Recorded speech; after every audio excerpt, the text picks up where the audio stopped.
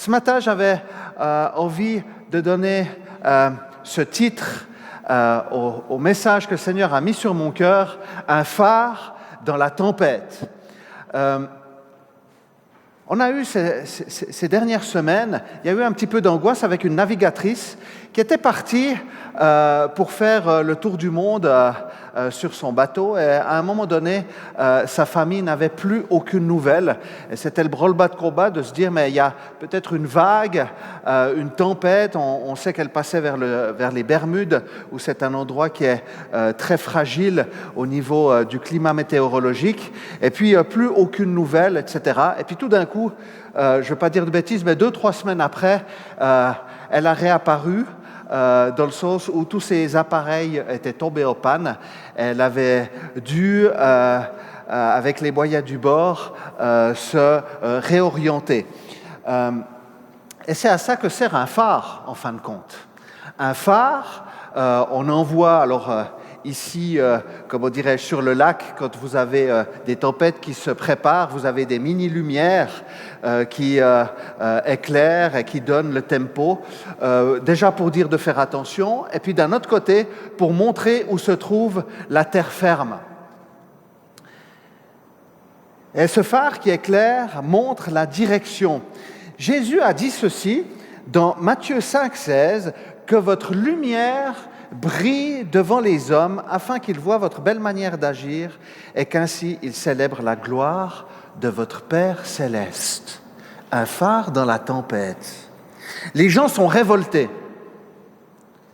Et je parle avec beaucoup de personnes et je vois qu'il y a une colère, une révolte, aussi beaucoup de crainte dans la vie des gens. Les valeurs s'amenuisent, les mauvaises nouvelles se multiplient, le monde vacille dans les guerres et il est compliqué de trouver des repères de stabilité.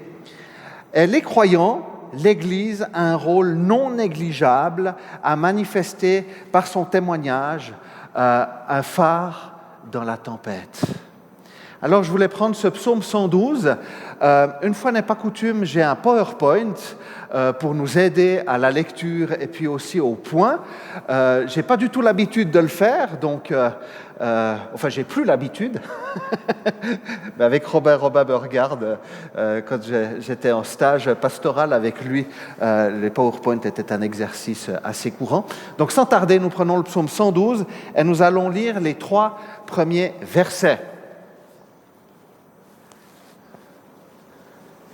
Voilà. Louez l'Éternel. Heureux l'homme qui craint l'Éternel, qui trouve un grand plaisir à ses commandements. Sa descendance sera puissante sur la terre. La génération des hommes droits sera bénie. Le bien-être et la richesse sont dans sa maison et sa justice subsiste toujours. Amen. On prendra tout le psaume de cette manière-là. Et si vous regardez le psaume 111 avec le psaume 112, ils se ressemblent dans leur composition et se suivent par ordre alphabétique en hébreu. Il y a certaines Bibles qui le montrent de manière assez claire et où le découpage, on voit vraiment l'alphabet et le découpage des versets qui se font comme ceci. Et le premier psaume, le 111, parle des œuvres accomplies par le Seigneur, tandis que celui-ci parle des conséquences de celui qui prend pour fondement le Seigneur, de celui qui craint le Seigneur. Alors, l'auteur est inconnu, mais il n'en demeure pas moins que ce psaume est inspiré et inspirant. Et il commence « Louez l'Éternel ». On pourrait dire « Adorez Dieu ». Et ce début de psaume est comme une clé de voûte, une pierre qui tient l'édifice. Un fondement nécessaire et indispensable, la crainte de Dieu. Elle est une reconnaissance de son autorité. C'est le fait de l'élever dans notre vie, lui faire allégeance et obéir à ses principes à lui. Et c'est le premier point que j'avais envie de soulever, élève-le dans ta vie. Je ne peux pas être un phare qui brille, je ne peux pas être un témoignage si Jésus n'est pas élevé dans ma vie.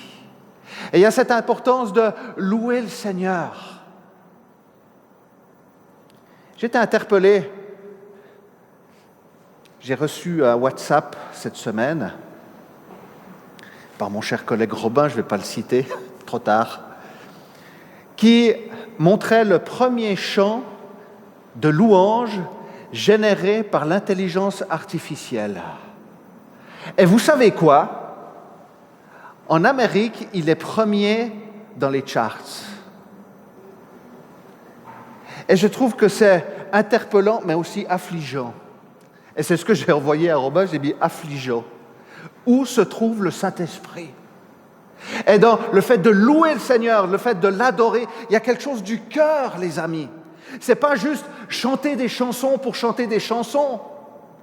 C'est une reconnaissance beaucoup plus profonde de qui est Dieu, de proclamer son autorité dans ma vie. Le fait que je le reconnais pour qui il est, pour mon maître, mon Seigneur, celui en qui j'ai tout. Et je m'excuse, je vais être un petit peu piquant, mais je suis un petit peu dépité parfois quand on s'attarde tellement sur l'emballage. On aime quand c'est mélodieux. Oui, c'est bien. C'est bien d'être accessible aussi à la nouvelle génération. Mais les amis, n'oublions pas le fond. Louer l'Éternel, adorer l'Éternel. Et c'est vrai que le terme « adorer », en français, on l'utilise pour tout. Je crois qu'en anglais, c'est Sylvain Frémont aussi qui en parlait, en anglais, il est parlé d'adorer, de louer, c'est « worship ».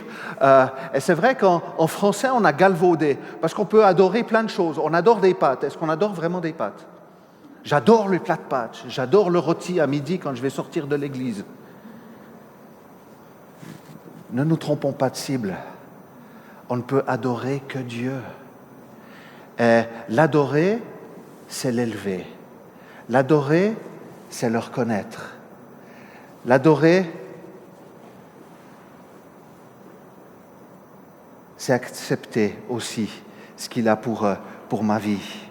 Combien il est important de fléchir le genou devant lui. Reconnaître la place de Jésus dans sa vie impliquera que notre place sera aussi définie. Il est le Créateur, nous sommes sa créature, son œuvre, et nous lui appartenons. Ça va? J'ai pas encore fini, hein? Heureux celui qui craint l'Éternel et qui trouve un grand plaisir à ses commandements. Et cet heureux me fait penser au sermon sur la montagne. Ou le bienheureux que Jésus a enseigné. Heureux donne une notion de plénitude, de complétude, de contentement. Sa descendance sera puissante, sa génération sera bénie. Littéralement, il sera une race de héros. Ce qui nous fait penser à la foi. Hébreux 11 nous parle des héros de la foi, de ceux qui ont mis leur confiance en Dieu et qui ont marqué leur génération parce que Dieu agissait en eux. Et l'auteur de ce psaume s'arrête peu sur les bénédictions temporelles, matérielles, mais insiste sur la richesse spirituelle de celui qui élève l'Éternel dans sa vie. Sa justice demeure à toujours. Et on retrouve la même citation dans le psaume 111, au verset 3, en parlant de Dieu.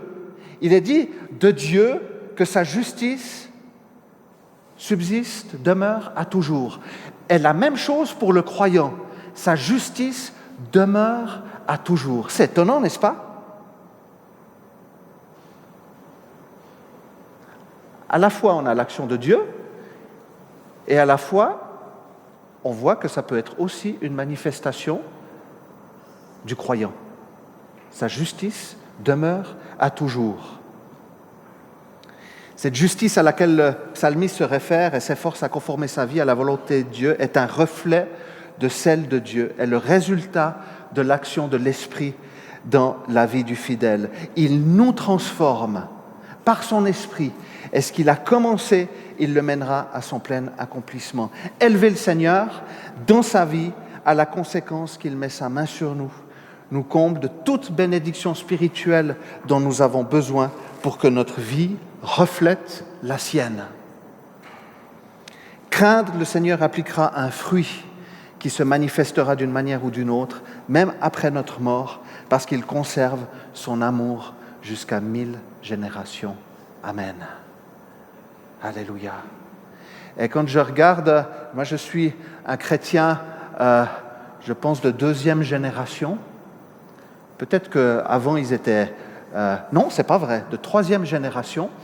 Parce que je suis allé dans une église... Ça va, je vous raconte juste une petite histoire, une anecdote. Je suis allé dans une église récemment du côté de Marin, où ils m'ont demandé d'aller apporter la parole de Dieu. Et puis j'ai des gens qui sont venus. C'était l'église dans laquelle allait mon père. Et en fait, j'ai appris que mon arrière-grand-mère, je savais qu'elle était croyante, mais en fait, qu'elle a impacté aussi la place là où elle était. On me parlait tout d'un coup de mon arrière-grand-mère, et en me disant, mais tiens, elle a été une bénédiction. Et j'ai entendu que certains de ses fils avaient aussi rayonné dans la région. Et quand je repense aussi à mon grand-papa de l'autre côté de ma famille, du côté de ma mère, qui était un pasteur dans les églises de réveil, je me dis, mais gloire à Dieu, il y a une empreinte qui s'est mise. Il y a une bénédiction aussi qui est là, et c'est un encouragement aussi pour nous, et ça nous amène à notre deuxième point. Le premier point, phare dans la tempête, élève-le dans ta vie. Et le deuxième point, on se souviendra du juste, et on va lire encore la suite des versets 4 à 6. La lumière se lève dans les ténèbres pour les hommes droits, pour celui qui fait preuve de grâce, de compassion et de justice. Il est bon que l'homme fasse grâce et qu'il prête, qu'il règle ses affaires conformément au droit, car il ne sera jamais ébranlé. On se souviendra toujours du juste. Alors la lumière se lève dans les ténèbres pour les hommes, mais il est bien entendu question des êtres humains qui sont droits, pour celui qui fait preuve de grâce. La nuit de l'adversité et de l'angoisse peut venir sur le croyant, mais elle est toujours suivie d'une nouvelle aurore. Ésaïe 60, le verset 2, dit ceci: « Certes, les ténèbres recouvrent la terre et l'obscurité profonde enveloppe les peuples. » C'est parlant, n'est-ce pas? Je relis. « Certes, les ténèbres recouvrent la terre et l'obscurité profonde enveloppe les peuples. Mais sur toi, l'Éternel se lèvera, sur toi, sa grâce apparaîtra. » Amen. Alléluia, gloire à Dieu. Je pensais à ce psaume 34, 19 qui dit ceci: « Le malheur atteint souvent le juste, mais l'Éternel l'en délivre toujours. » Il peut y avoir aussi des ténèbres, il peut y avoir des moments de nuit, des moments d'angoisse. Mais à un moment donné, l'aurore poindra à nouveau dans nos vies pour la gloire de Dieu. Alléluia. Et celui qui fait preuve de grâce, on peut dire de miséricorde, de compassion et de justice. Et notre monde regorge d'injustice. Et cela va nous demander de nous positionner un phare dans la tempête. Et ces vertus de l'homme qui craint l'Éternel correspondent à ce qu'est dit du Seigneur lui-même dans le psaume 111 au verset 4. Il a laissé le souvenir de ses merveilles. Vous avez vu, on se souviendra toujours du juste. Et de Dieu, il nous a dit, il a laissé le souvenir de ses merveilles. L'Éternel fait grâce. Il est rempli de compassion. Et puis il nous a dit ensuite, il a donné de la nourriture à ceux qui le craignent. Il se souvient toujours de son alliance. C'est tellement fort.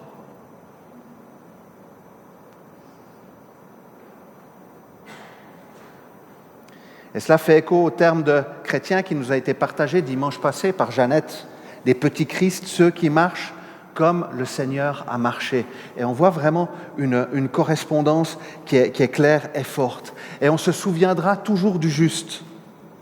Dans un monde d'injustice, les chrétiens ont un rôle non négligeable à jouer. Car l'injustice, le rejet du pauvre et de l'étranger est croissant et il est nécessaire de réfléchir de quelle manière nous élevons notre voix et comment nous agissons à notre niveau. Et cela nous engage dans notre comportement, manifester de la grâce, de la compassion et de la justice envers ceux qui nous entourent, apprendre à ne pas réagir dans le moule du monde, mais dans l'empreinte et la pensée du royaume de Dieu. Apprendre à faire grâce à ceux qui nous ont fait du tort, bénir au lieu de maudire et de se plaindre, à donner sans rien attendre en retour. Et on voit qu'il y a un changement de paradigme. Alors que notre monde pense à la rentabilité, à ce que l'individu peut recevoir et bénéficier pour son bien-être personnel, l'Écriture nous invite à penser et à agir différemment, à prêter sans intérêt, à donner sans rien attendre en retour. Et quand on parle de laisser une empreinte dans notre société, c'est souvent à celui qui emmagasinera le plus de fortune, qui développera des innovations pour un monde meilleur ou qui démontrera un altruisme à toute épreuve, parce que l'être humain aime le tangible, le visible, l'extraordinaire. Philippiens 4,5 nous dit que votre douceur soit connue de tous les hommes. On se souviendra du juste. Je ne sais pas si vous lisez le journal. J'ai des gens qui m'entourent, qui m'ont dit « Non, on ne lit plus du tout le journal ». J'ai quelqu'un cette semaine qui me dit « Tu sais, moi, je ne lis plus du tout le journal, parce qu'alors, avec tout ce qu'on nous sert, j'en ai marre de démêler le vrai du faux, donc je préfère ne pas lire les nouvelles, et puis je vois déjà suffisamment vite l'angoisse des gens. » Enfin bref, ça m'a interpellé. Vous avez peut-être vu dans le journal cette semaine une photo d'Elon Musk avec Cristiano Ronaldo. Je ne sais pas si vous avez vu ça. Et le monde loue cela. Il y avait toute une rencontre et puis on voit Elon Musk, qui est donc la personne la plus fortunée du monde. Et on voit qu'elle est complètement mise en avant avec ce qu'on appelle les grands de ce monde parce qu'ils mettent les dollars en avant, etc., etc. Puis quand on voit leur comportement, on peut se poser de sérieuses questions. Qu'est-ce qui est important ? On se souviendra du juste. Est-ce qu'on se souviendra du milliardaire ? Est-ce qu'on se souviendra de celui qui a élevé des édifices ? On se souviendra du juste. Et cela m'a fait penser, je n'avais pas prémédité d'en parler ce matin, mais ce n'est pas grave. Robin en a parlé de l'importance de se souvenir du juste, je paraphrase, lors du décès de mon fils, il y a plus de 4 ans et demi. Le 6 novembre, nous aurions fêté les 20 ans de notre fils Liam. Et je le dis en pleurant, parce que la marque de la séparation est là. On se souviendra du juste. Cette semaine, je parlais encore, et ce n'est pas du tout pour me mettre en avant, comprenez bien, c'est vraiment pour donner ce témoignage aussi à la gloire de Dieu. J'en parlais avec plusieurs personnes qui ne me connaissaient pas, et puis il y a toujours cette question fatidique de demander combien j'ai d'enfants, si j'ai des enfants et combien j'en ai. Et puis quand la personne m'a posé cette question, j'ai dit « aïe ». Il m'a dit « il ne fallait pas que je pose cette question ». J'ai dit « le problème, c'est que je vais devoir expliquer, parce que je ne peux pas dire que j'ai qu'un enfant, et puis si je dis que j'ai 2 enfants, je suis obligé de dire pour moi que mon fils est auprès de Jésus ». Et puis j'ai commencé à témoigner de mon fils, et je me souviens d'un moment, je vous l'avais déjà partagé, mais c'est un moment qui était fort pour moi, quand il était à la maison et puis qu'il a levé le bras au ciel et qui a dit « Jésus guérit cet enfant ». Et ça m'a fait cette réflexion, on se souviendra toujours du juste. Et l'empreinte que mon fils a laissée, on se souviendra toujours du juste.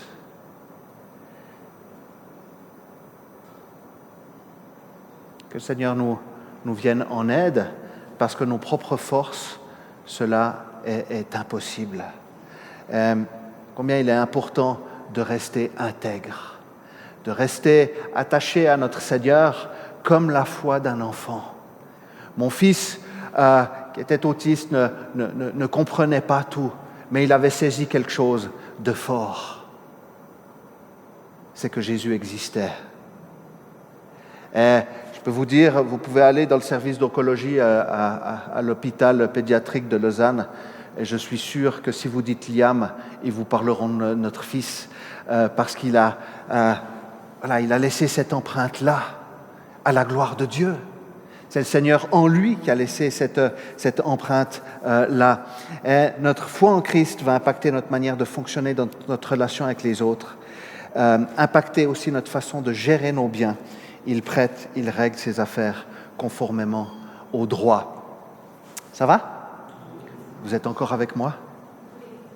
Ok. Et vu que vous êtes bien concentrés, nous allons faire aussi le psaume 113, 114 et 115. Nous passons au point suivant, et le dernier, un phare dans la tempête, un cœur en paix et affermi. Et nous lisons la suite des versets 7 à 10.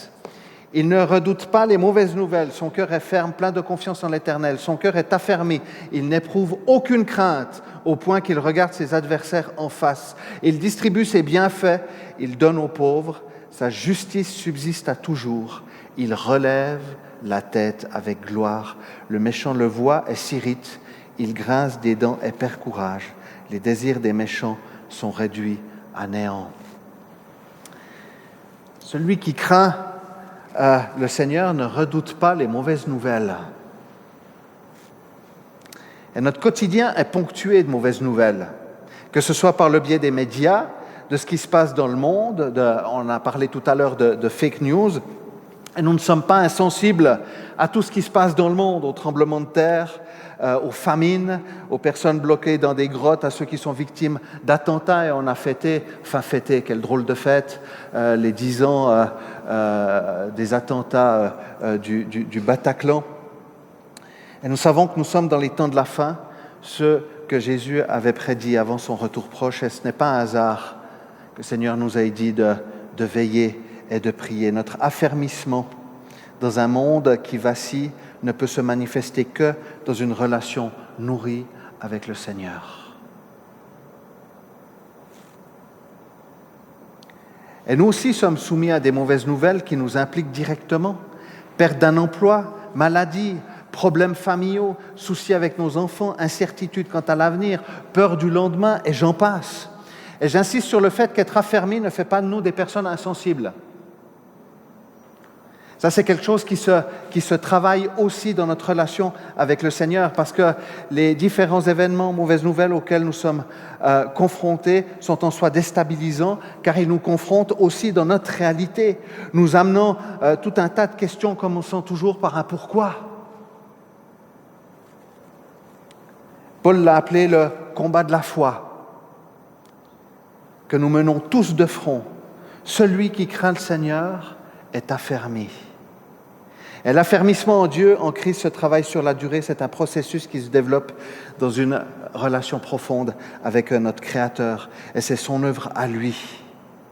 Jésus a dit cela à son Père en Jean 10, où il s'identifie au bon berger. « Personne ne les ravira de la main de mon Père. » Cette assurance que Jésus nous tient dans ses mains.